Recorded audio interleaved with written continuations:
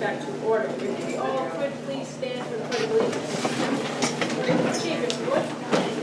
Pledge allegiance to the flag of the United States of America and to the republic for which it stands, one nation, under God, indivisible, with liberty and justice for all. Okay, great. Standing report. We have Matt here tonight. Welcome.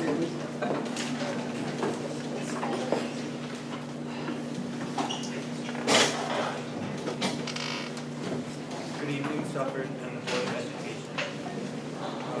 In case you weren't here last week, my name is Matt Dane, and I will be replacing Irene Thomas next year as the Suffolk High School liaison. Unfortunately, Irene cannot be here tonight because she has a college orientation. Here's a recap of the past 2 days. On Monday, the Evening of Excellence was held at Suffolk High School. Today in school was the Senior Awards. At this moment, there's a jazz band concert happening at the Suffolk Free Library. Now here are the upcoming events. Tomorrow is the Senior Sports Banquet at Crown Plaza from 6:30 to 10:30 p.m. Tomorrow is also the start of local finals at the high school. On Thursday, June 8th, the last spring concert will take place at Suffolk High School at 7 p.m. Regents exams will be administered from June 13th to June 22nd at the high school, and the school will be on testing schedule.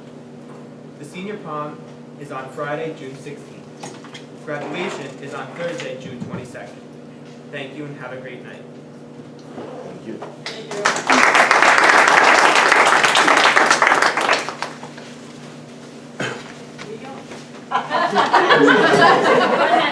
One minute. We learned very quickly. He does have another event. I couldn't tell. Okay, so 1.08, the chair will entertain a motion to accept 1.08 as so stated as the minutes from the meeting of May 16, 2017. Frank? Second. Teresa? All those in favor, signify by saying aye. Aye. Aye. Opposed? Abstentions? Abstain. One abstention. 1.09, superintendent's comments? Just to follow up on what Matt said there, the Evening of Excellence last night with the number of scholarships that were awarded and some financial aid. It was really a wonderful evening. You know, Dr. DeGuy was there on behalf of Suffolk Rotary, but it was really great to see the parents and the kids. They were so excited. I'm not sure if the parents were more excited than the kids, but it was a great scene there at the auditorium last night. Tomorrow night is a sports banquet, so you know that will also be another great chance to celebrate all the wonderful things our students have done. Over the last few weeks since we last met, my wife and I, and she just walked into the room, but we decided to go with the 8th graders to Washington, D.C. And I've got to tell you that was a truly amazing experience. There were almost 300 kids there, but they were so well behaved. And we started off in the Holocaust Museum, and if you've never been there, I highly recommend it. It's a very moving place. But it's when the weather got really hot. It was in the 90s. In D.C. it feels like it's about 120, but the kids were so well behaved. They kept them up from like 6 in the morning until almost midnight. They were exhausted, but it was fun to see them in the different places, on the mall, the Washington Monument, Lincoln Memorial. It was just great, and I just wanted to share that with the board. The teachers were phenomenal, and I think Lisa and I had a great time with the 8th graders. And then the last few weeks we've had a lot of sports teams competing. We got to watch the softball team like 4 games in a row, and unfortunately they lost in a heartbreaker to one of our nemesis. But it's really great to go out and see the kids. And you may have noticed where they started this one class, art therapy for the superintendent, and but it's this one class, it's pottery. And I was invited to participate with the students, and one student was very helpful on helping me to throw pottery, to make a bowl or whatever for and took me through the process from making the pottery to glazing it and getting the final product. So that was in Mrs. Blitz's classroom, and it was just great to be out amongst the students and staff. So I just wanted to, brief few minutes, share that with the board. Thank you. Okay, 1.10, public participation. This is public participation as to action items only. Those are the items that are to my left. 2.01 through 2.27. This session will last no longer than 30 minutes. Speaker is the person who would like to speak on as to any of those items listed. Step up to the podium, which seems to be moving further and further to the right. Doesn't mean we know why.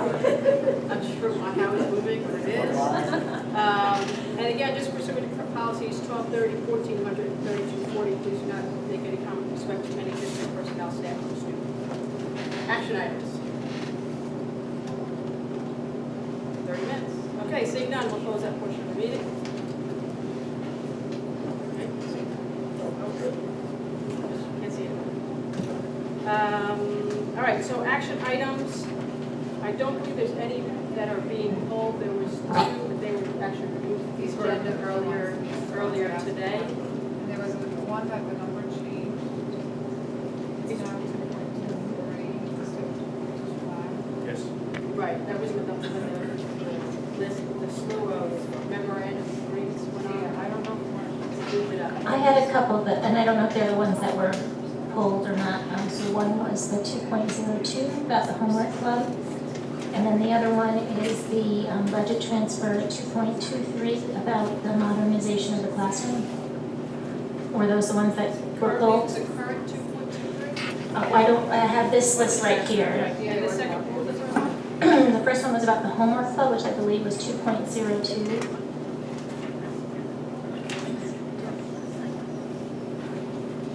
Are those I'm assuming are still on there? The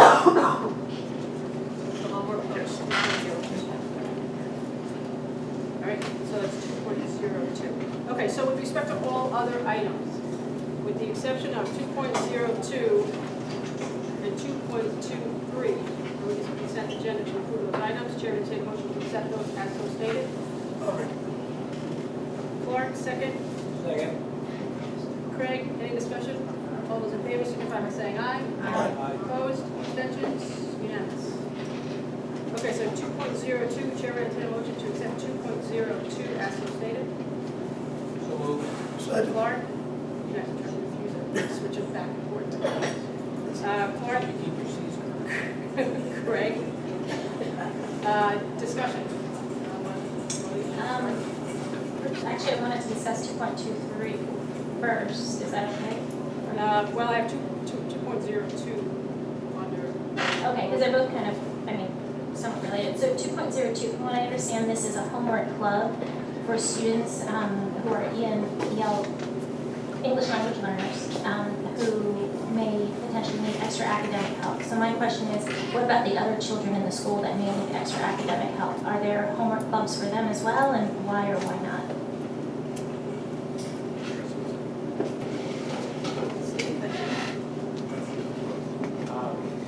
This program comes out of discussion with Mr. Fox with regard to areas of focus and priority that he has in terms of student needs in his building. So the priority for this specific program is, as you stated, English language learners. This is the only after-school program that the school is running up this year. If in the future we see that Mr. Fox indicates to us that as part of his planning, his data indicates that there are other cohorts of students who need after-school support, we can find a way to fund it. So why do we need to determine it based on cohorts? Can't it just be determined, there could be some kids that are not English language learners that also need help. Would we not give them that same opportunity? This really, I would encourage not to think about it as a homework club. This is an extension of students who need the additional language focus in addition to the school day. When this had run here previously, it was kind of a much more heterogeneous group, and we didn't find that it had the sort of effectiveness of being able to target a specific population of students that we anticipated. So So, correct me if I'm wrong, because I might be thinking the high school, but the middle school teachers do have like lunchtime and after-school support for students if they need it, though, correct? Yes. If I'm still correct as my memory serves. Yeah, Okay. students at all levels, absolutely. So there are resources for any child if they need it, or the teacher, thinks that they do need it. Okay. I just wanted to make sure that was still the case. Oh, absolutely. Teachers at all levels always give up their time during the day to support students. This is just simply in response to a continuing change in terms of the needs of students. We have more and more students moving in to the district who have very limited language. And so in response to that, instead of perhaps referring them for special education or other services that maybe aren't immediately necessary, this is an additional intervention for those students in response to needs that the middle school administration provides. And it's $40 per student, right? $40 per hour for the Per teacher. hour for the teacher. And so when was the last, there used to be a homework club here, though, no? Several years ago. How many years? Like 2 years ago? Before, when I first joined the board, wasn't it there? 4 or 5 years ago. Okay. All right, and so the reason why I was linking it to the next one is because we're spending $16,000 to modernize classrooms, and I was wondering if some of that money, if there is, I don't like the idea of saying, oh, only this group of students, if they need help, can get it, and this group at this point. I mean, I don't know, because you don't know, it's so difficult to know until someone's actually in school whether they're going to need extra assistance or not. So I was just curious, if that money would be better spent towards reinstating a homework club, if that was something that was successful or not, for all students.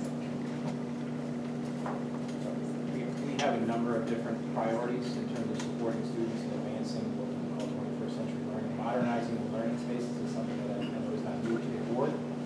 You've seen it in the CSIP presentations, you've seen it in some of the videos, you saw it as part of the budget process, that this is a continued priority for us. And so this is, in this case, Viola jumping onto that initiative. And so what you're being asked to do is transfer on the fund to modernize the learning space in the new pre-K program, as well as one of our third grade classrooms and for our math teaching. So this is something that's happening throughout the district and something we intend to continue to push in the future, and strongly supported by our teachers and our principals. Okay, that was one of my questions. How many schools are we affecting by modernization? How many classrooms? Is this happening across the board, or is it only one place? I think the board probably saw it first back in Dr. Boyd's CSIP presentation where they had formed the fifth grade house. With very modern furniture allowing for that sort of collaboration and critical thinking that we're looking to develop in students. But you see it in this building, you see it in every one of our schools at this point. It's something that was a focus also of a lot of the promotional videos. Okay, any other questions? Mine? 2.02. Yes, still on the same item. So my question is, this is support for students who are coming in at the middle school level, or they've advanced through elementary into that stage and still need a little bit more help with their language. And then the second part of the question is, what's the equivalent that we provide for students coming into the high school level as well as elementary? Do they need, in the vision of our principals, additional support language-wise? Many of the students that will be in the middle school program will not be students who joined us in early elementary school. They will either be students who joined us in late elementary school or at the middle school level. One of the challenges of middle school that's very different from high school is that a sixth grader is a sixth grader, an eighth grader is an eighth grader, and they're in eighth grade classes whether they just arrived yesterday or not. And so at the middle school, this provides kids more time with very focused language support to gain more knowledge of the English language. And at the high school, we talked about, when we talked about the new classes, we talked about, at the high school, we have more freedom to, a 10th grader can be in a 9th grade class. You don't have that freedom at the middle school. And so at the high school, we're able to group the kids based on their level of English language status. So if they're entering or emerging, we can put them in one level. If they're expanding and transitioning, we can put them in a different level. We don't have that flexibility at the middle school. And so that this is one way to meet the needs of the middle school student who is a new English language student. choices in middle school are honors or non-honors, there's no other flexibility. And if you're in 7th grade, because you're 12 or 13, you're in 7th grade, because you're 12 or 13. So is part of this instruction, besides strengthening their mastery of the English language, is any part of it actually teaching them math in their native language? It is Do you not. have that capability? It's not proposed as a bilingual program. It's not. So it's strictly to, you know, improve their English. Thank you. Okay, any other questions? Okay, all those in favor signify by saying aye. Aye. Opposed? Sorry, Abstentions? I didn't vote yet. Aye. Aye. Okay. Aye. Opposed? Abstentions? Unanimous. Okay, 2.23. Chair would entertain a motion to accept 2.23 as so stated. So moved. Second. Wait, hold on, that was Greg, and then Teresa jumped in there. Sorry, Clark. Change it up today. Any discussion? So I guess, yeah, the two questions that I had was, is this being applied unanimously across the schools? And what specifically are we talking about? And you answered both of those, so thank you. Any other discussion? I guess my question was going to be, are these improvements strictly in Viola? And I think you answered, they're all in Viola School. The budget improvement. Are there plans to do this in other buildings next? I know Sloatsburg has had this, and Cherry Lane, I don't know if Montebello has, but Yes, this is something that has been occurring and will continue to occur. so who's remaining and who's not? All schools, you'll be able to see examples of this in every one of our schools. So we will continue that initiative next year. There is no school that this didn't happen. So my second part of the question is, how are we monitoring the effect of those new environments, which I've seen the videos of the kids speaking kindly of the flexibility in seating, the feeling that they, you know, that they can move around the room and you know, to different activities, and there's a general, you know, positive environment in the classroom. But is there another way we are assessing the outcomes in terms of learning, what we've established aside from a really positive environment, which is, I feel, important, but anything else we're assessing from these environments? The first level of feedback is coming from the teachers who, of course, are engaging directly with the students, and their feedback has been unanimously positive, such that the interest in this is growing very quickly. We actually are interested in putting together a appropriate student survey, asking them down to gauge their level of engagement in some of these spaces, whether or not they're given frequent opportunities to collaborate, to be creative in terms of obviously developmental appropriate language. So you see that.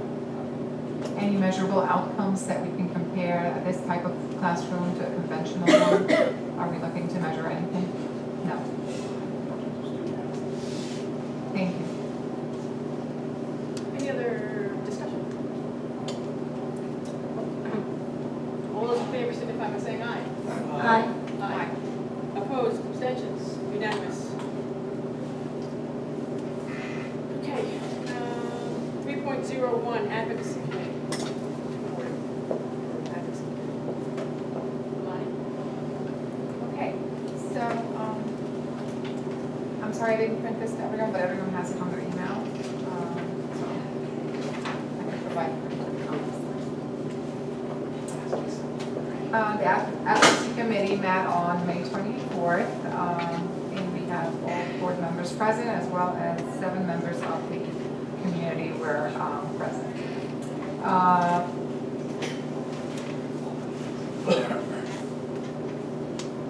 Since the prior meeting to that, we basically reviewed the accomplishments of the year and summarized what we've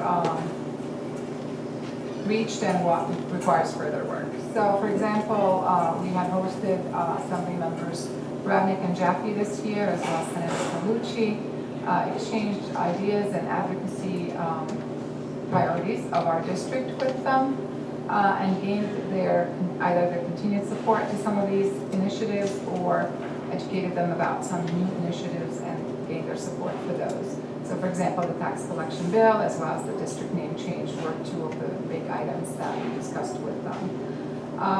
We also accomplished some district level action during the state budget season, where we have the statement on the website, and we also gained community support and messages to our legislators about the state budget.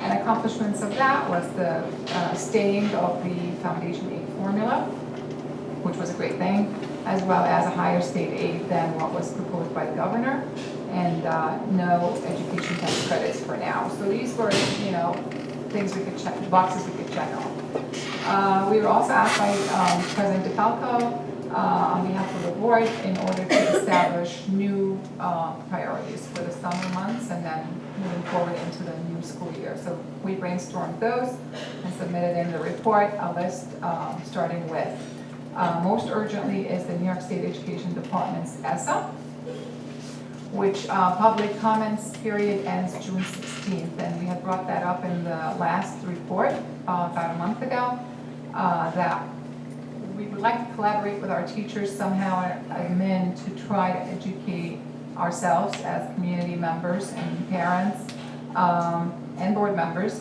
on how our admin, our teachers feel about these standards that are now out for public comments, because those public comments will be closed on June 16th.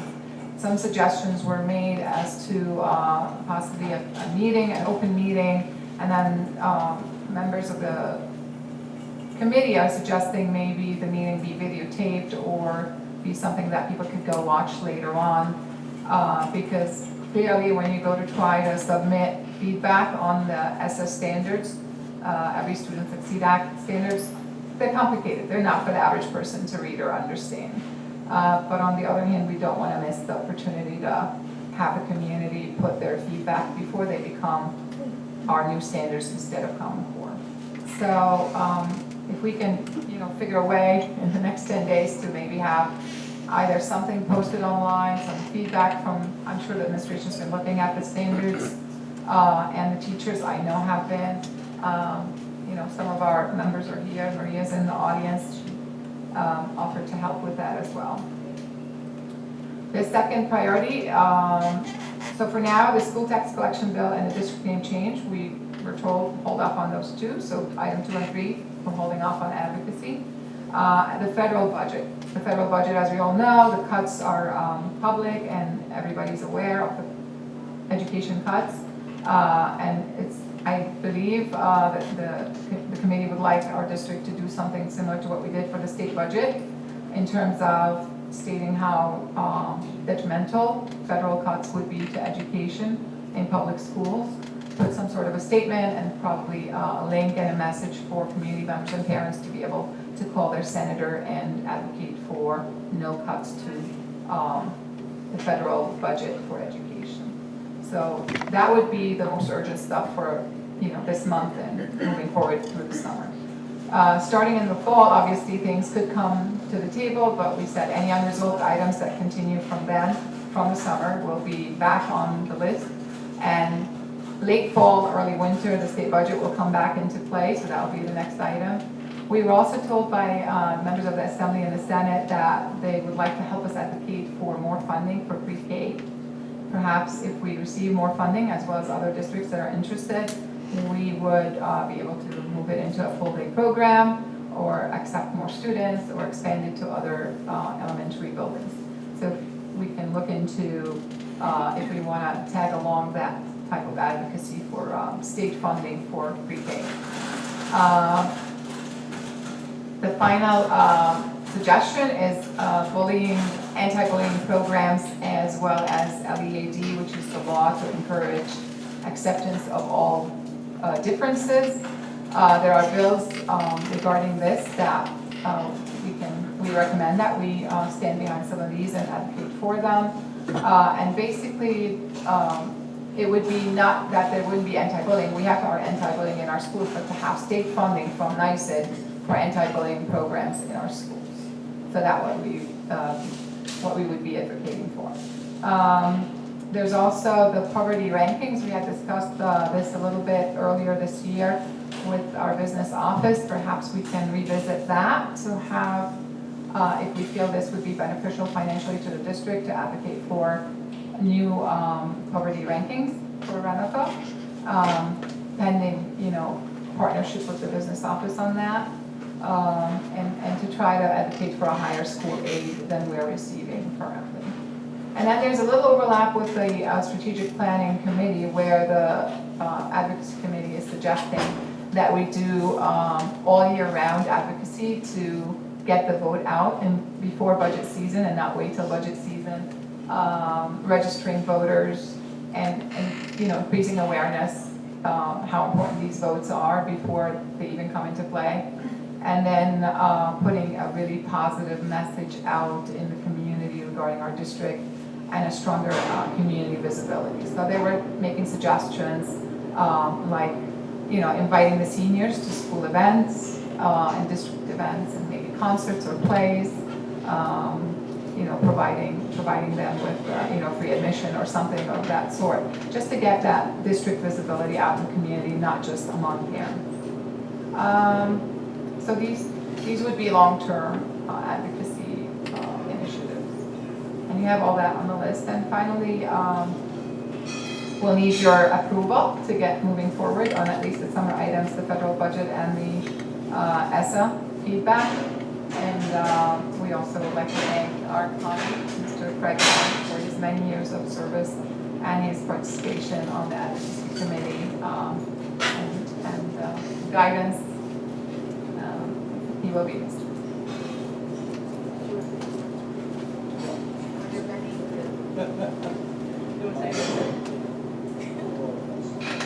All right, well, it's not on as an action item.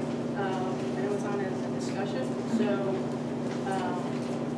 we'll discuss it. We'll talk about it. Board members have questions as to.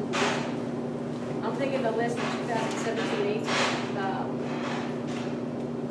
On July 5th, we'll have a new committee, so that should be revisited. We'll have to vote on it necessarily, so Right. I would expect that would be revisited at that point, or at some time over the summer. But some of that can't wait till July. That's why those two items are I'm saying the going 2017. Oh, the future one. Yeah. That's the- We don't have to decide. Yeah, that ties the next committee Absolutely. away with people around. That's why we split it this way.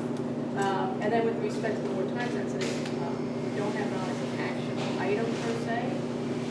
We have been dealing with the school tax collector bill, or elderly in that. so We were told earlier today, to hold off on the item Right, 2 and 3.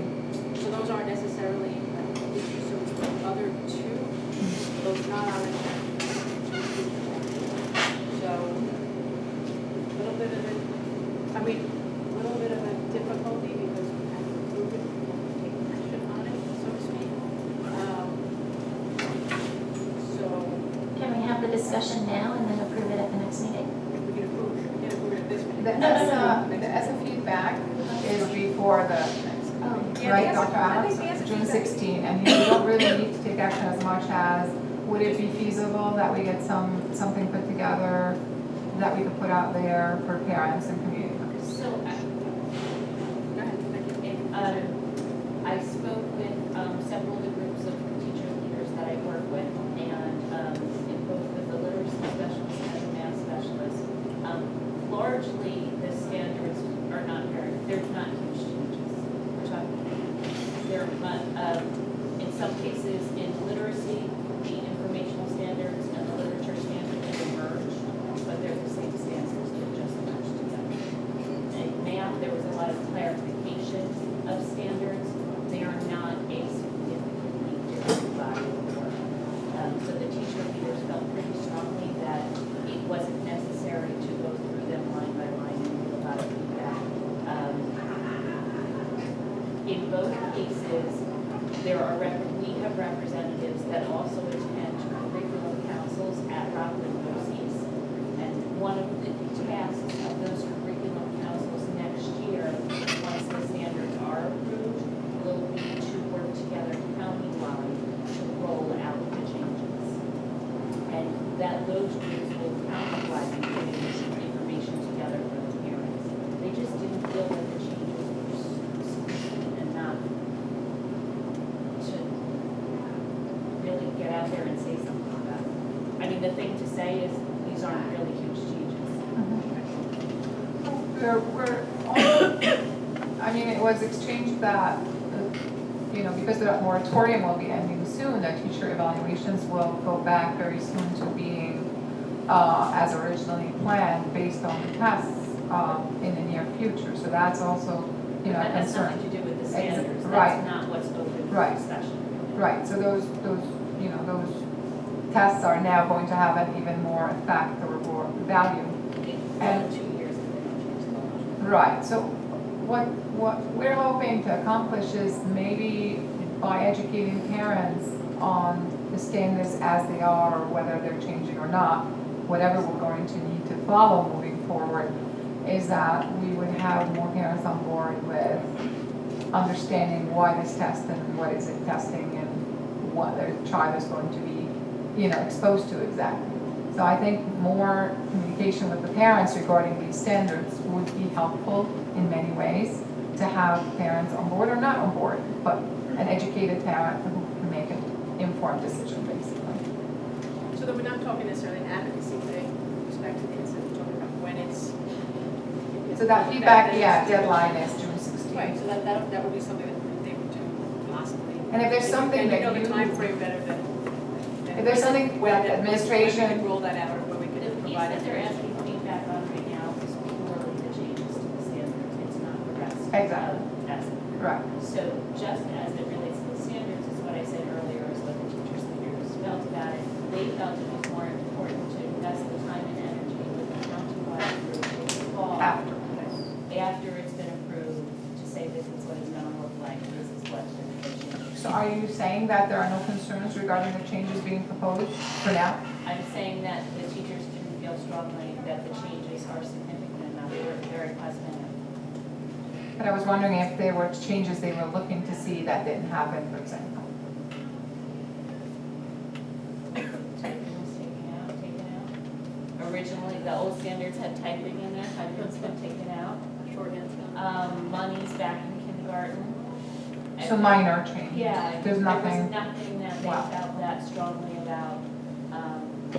It was largely, the standards have been changed largely in the area of clarification where there was vagueness before. Right. And the combining of standards that were somewhat repetitive. The student finds the main idea of an informational article versus the main idea of a literature passage. They were listed separately before. but do we have an organized process by which our admin and teachers are providing feedback online before the deadline? In some of the buildings that occurred. This is also the third time they've asked for feedback. So we spent a lot of time in the fall giving feedback. And so there was, and taking the typing out was actually one of the big areas of feedback, not just by us, that was statewide. So I guess there is no purpose to push this to the parents at this The point. teacher leaders, as I said, felt that they preferred waiting till the fall when they're approved and putting our energy into rolling them out. We will have to make some updates to the report cards to reflect those standards, and we'll expect those for the 2018-19 school year. And that's where the communication piece really comes in. Okay, great. And we did that the last time. We changed the law. Okay, so I that's. guess that leaves us with one final item.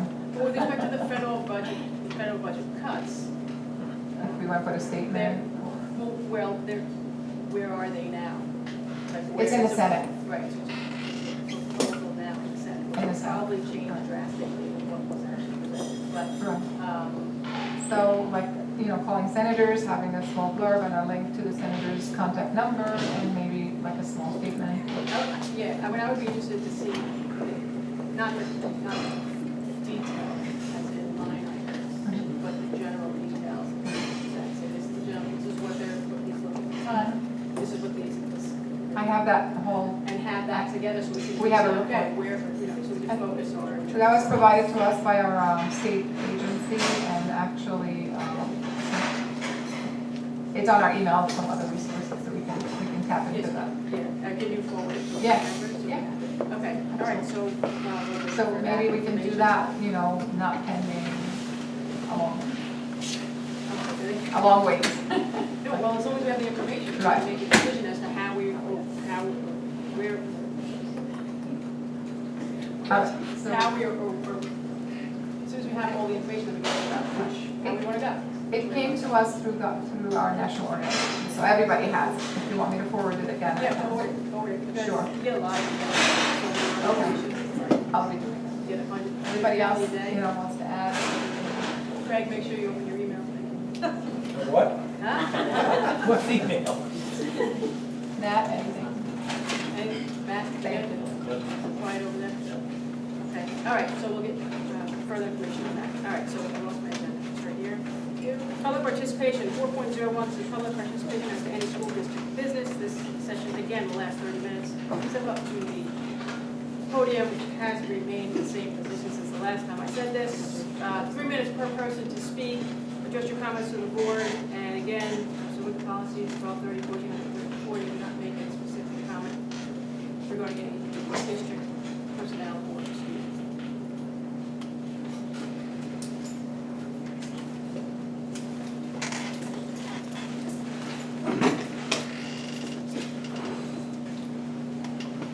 My name is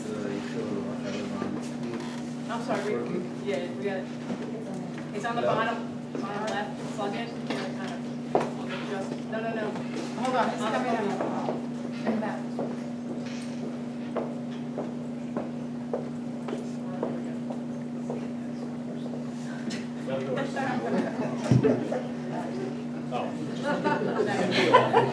Hi, my name is Phil Roth. I live on Police Court and Huron. I'd like to thank you for giving me the opportunity to speak. I met a couple months ago one of the board members at the Huron Board of Trustees meeting, and I asked her if I could talk about the transportation issues. So she said I should come speak directly to the board. While I understand the financial and logistic challenges faced by the district transporting children from any new families that move recently as senators or stranger schools, I disagree with the unilateral cutting of services. There are many ideas of compromises that can work and keep the cost down while providing services to children.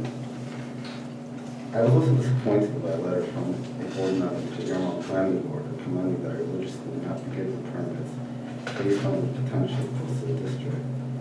It's not appropriate for the school board or the Huron Planning Board to try to influence the demographics of an area. The school board should serve all children of this district.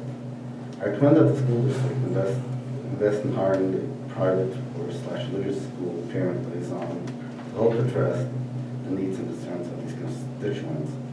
I also recommend the board to lobby politicians in Albany to increase state funding allocated to non-public school children, so the district can do more for religious children without cutting funds to public school kids. Thank you.